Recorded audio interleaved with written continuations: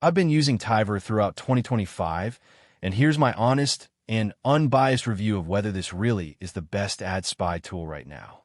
Tyver is designed for media buyers, affiliate marketers, and e-com brands who want to reverse engineer high-performing Facebook and Instagram ads.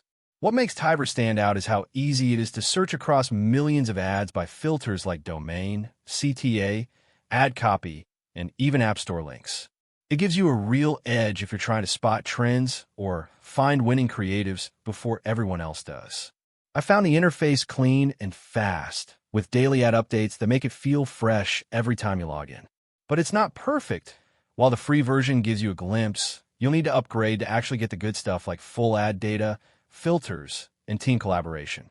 And if you're not familiar with ad terms or targeting strategy, you might need a little time to get used to everything Tyver offers. Still, if you're serious about running better ads or studying what's working in your niche, it's absolutely worth a try. I hope this review helped you out. If it did, support the channel with a super thanks, and don't forget to subscribe for more honest reviews.